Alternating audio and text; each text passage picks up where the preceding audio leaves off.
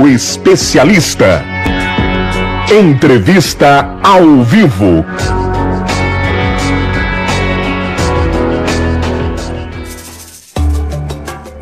Nove horas e 30 minutos, 9h30, o quadro especialista. Olha só, qualidade é a matéria-prima do sucesso. Quem ocupa a supervisão, gerência ou direção de uma empresa sabe bem da importância do monitoramento dos controles de qualidade, né, para alcançar satisfação aí dos clientes. Para falar um pouco mais sobre esse assunto, né, sobre o ISO 9004, está aqui com a gente a administradora de empresa, a CEO da indústria de soluções e instrutora do IEL Goiás, a Denise Faria. Denise, bom dia. Bom dia pessoal, Tranquilo? Obrigada. Sim, obrigada pelo convite, é um prazer estar aqui falando sobre gestão da qualidade. Tá certo, pra gente começar falando sobre gestão da qualidade, a gente fala um pouquinho aí desse ISO 9004, né? Para que serve de fato? Então, a ISO 9004 é uma das normas que a ISO, a Organização Internacional de Normalização, criou. A proposta da 9004 é uma gestão para o sucesso sustentado. Trabalhar para que a empresa sobreviva a longo prazo. Antes de falar de ISO 9004, acho que é importante falar um pouquinho do que é a ISO, né? Sim. Então, a ISO é a Organização Internacional de Normalização, composta por mais de 160 países, e criada em 1947 com o intuito de quebrar barreiras técnicas comerciais entre os países. A norma mais reconhecida no mundo inteiro é a ISO 9001, que é uma norma de gestão para requisitos, onde todas as normas são baseadas no ciclo PDCA, que é o ciclo que o Deming usou para reconstruir o Japão. Então, a gente fala que tem que planejar, executar, controlar e melhorar. Então, a ISO 9001, ela é uma norma passível de auditoria e certificação, geralmente a certificadora, ela é acreditada pelo Inmetro, então tem toda uma cadeia para segurar a imparcialidade, objetividade e independência do processo de auditoria, e ela não fala sobre eficiência. A ISO 9001, ela fala sobre eficácia, então ela está falando sobre o resultado, ela fala sobre o produto, sobre sair um produto intencional, que a gente chama, que é atender os requisitos das partes interessadas e sobrar dinheiro no final. Mas ela não faz a conta de que a gente tem que gastar menos e ganhar mais, então ela não faz essa efetividade, a ISO 9001. E a ISO 9004, ela é um complemento que entra no aspecto financeiro também da organização. Seria então, mais a regra de gestão. A ISO 9001 é uma regra, mas ela não amarra o financeiro. Certo. A ISO 9004, ela amarra o financeiro e é uma regra que para garantir o sucesso sustentado. Então, a empresa ela quer se manter no mercado há 10 anos, 20 anos, deixar legado, ir para a Bolsa de Valores, enfim. Qual que é o plano que ela tem? E aí, na ISO, a gente chama de uma linha invisível. A gente fala triple bottom line, que era a sustentabilidade. Então, a gente falava do aspecto econômico, do aspecto social e do aspecto ambiental. Hoje, a gente não fala mais triple, porque é inúmero. Então, assim, existe uma linha invisível na gestão e onde são especialistas do mundo inteiro. Então, tem plenárias internacionais desde 1947, onde as pessoas se reúnem para criar padrões técnicos que serão passíveis de auditoria e de monitoramento e avaliar se está indo para o caminho certo ou não. Denise, e na prática, assim, como que as empresas percebem as vantagens e a importância da implantação dessa ISO? Então, as empresas percebem com satisfação do cliente, que é o principal foco, assim. Quando a empresa decide ter um sistema de gestão da qualidade, a empresa opta por ser boa. Então, ela tem que... Eu falo, gente, ser bom não é para qualquer um. Você não dorme ruim e acorda bom. Você tem que querer ser bom, você tem que se esforçar para isso. É um exercício, né? Exatamente, é um exercício diário. E aí a gente fala que é a melhoria contínua. Então, o que a empresa ganha? Primeiro, ela começa a se medir, tomar decisões baseadas em fatos. Isso é um grande ganho, na minha opinião, para as empresas aqui de Goiás, que ainda tem muito que melhorar no aspecto de controle, né? Então, o brasileiro, e aqui em Goiás eu falo que a gente é muito bom para fazer, mas a gente não é muito bom para planejar e nem para controlar. E se a gente não planeja e não controla da maneira certa, a gente não vai conseguir melhorar. Então, às vezes a gente fica batendo a cabeça ali, querendo sempre apagar o incêndio, mas não se pergunta por que ele aconteceu. Então, o que uma empresa ganha efetivamente? Primeiro, avaliar o que ela está perdendo. Porque isso é uma questão que a gente pergunta para os empresários. Você sabe quanto que você está perdendo? Não, eles não sabem. E aí, quando a gente fala do custo da qualidade, eu consigo medir o custo da não qualidade. Só que se não existe controle, se as pessoas não estão medindo desperdício, se as pessoas não estão medindo a insatisfação do cliente, se as pessoas não estão medindo o tempo parado, eu não consigo avaliar essa fórmula, né, da efetividade em relação ao financeiro para o produto. Então, a empresa ganha tomar decisão baseada em fatos, ganha um alinhamento entre as partes interessadas e os funcionários, então é todo mundo saber para onde está indo, e ganha sustentabilidade a longo prazo. Então, a gente fala sucesso sustentado, não é um sucesso que a gente vai crescer hoje, esse ano, e o ano que vem não existe mais. Então, na verdade, é crescer sempre de uma maneira contínua. Você falou do ganho aí dos funcionários, do ganho também aí das empresas e o consumidor. O consumidor é a melhor parte, né? Na minha opinião, é o que mais ganha, assim. Por isso que a gente, enquanto consumidor, precisamos estar mais conscientes com relação ao nível de exigência do que aquilo que a gente está comprando. Porque o aspecto preço ainda é o que faz a maior parte das pessoas tomarem decisão. Só que quando você vai avaliar alguns produtos em relação ao custo-benefício, o custo de oportunidade, vamos supor, eu compro uma peça de roupa que custa R$50 e usa 2 vezes. Se você comprar uma de 500 para usar 10 anos, o custo-oportunidade não é o mesmo, né? Então, a gente tem que parar com essa maneira imediatista de tomar decisão sempre em relação ao preço imediato, sem fazer a conta do quanto aquele produto vale.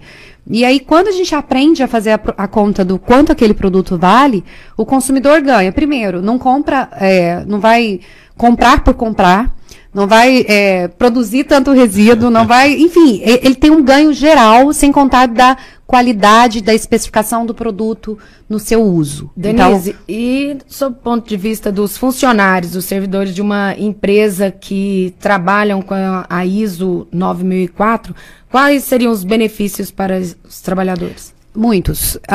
E aí, a ISO 9004, ela juntou várias normas para fazer esse caminho do sucesso sustentado. Então, a gente fala o seguinte, a empresa ela só tem sustentabilidade ou desenvolvimento sustentável, e aí assim vai prosperar a longo prazo, se ela encontrar um ponto de equilíbrio para atender cada parte que tem interesse nela. E uma das partes é o funcionário. Então, a empresa que só enxerga o cliente, ela, de alguma maneira, vai sangrar alguma das partes interessadas, e isso pode não ser sustentável. E o funcionário é a matéria-prima, é a parte principal de se fazer um produto intencional, que é que a gente fala que é aquele produto que atende os requisitos de todas as partes interessadas e sobra o dinheiro no final.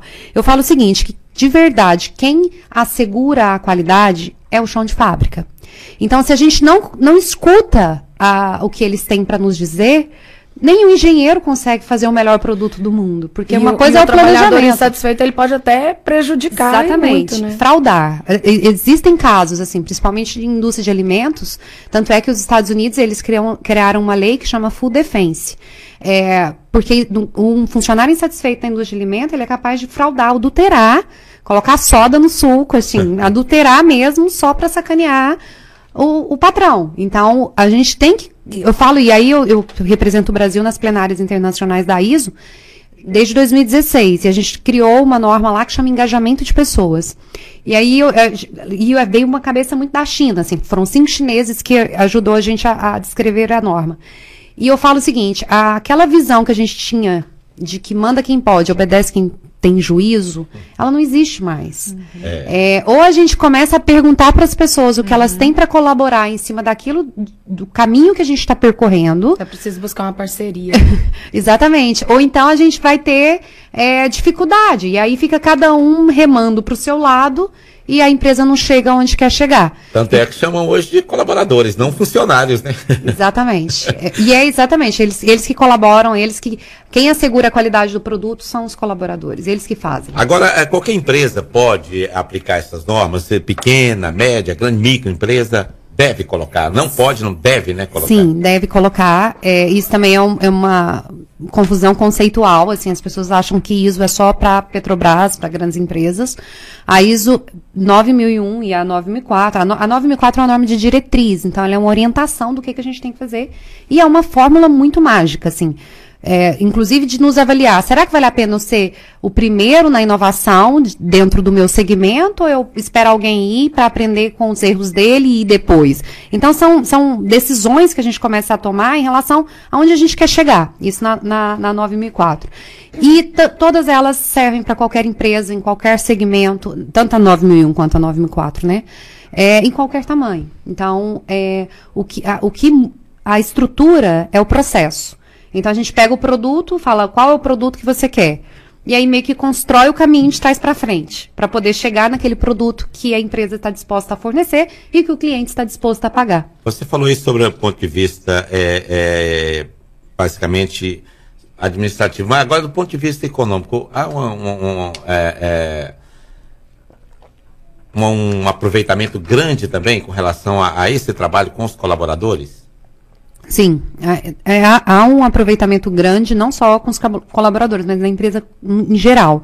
Porque a gente começa a medir falhas, desperdícios, começa a colocar o funcionário engajado para nos sugerir melhorias em relação à fabricação do produto. Né? Exatamente, a gente roda o ciclo PDCA. Então, a gente planeja, executa, controla e melhora. Isso, assim, com todo mundo junto. Então, a gente tem que fazer interação dos processos. Então, pega o que o comercial vendeu, com o que o marketing está divulgando, com o que a produção está conta de fazer, com o que o planejamento e controle de produção colocou como demanda. Enfim, a gente junta os processos, faz todo mundo enxergar o todo. E aí é uma questão bem bacana, assim, porque a gente percebe, eu mergulhei muito na pesquisa do engajamento de pessoas, é que dentro da mesma organização as pessoas estão competindo.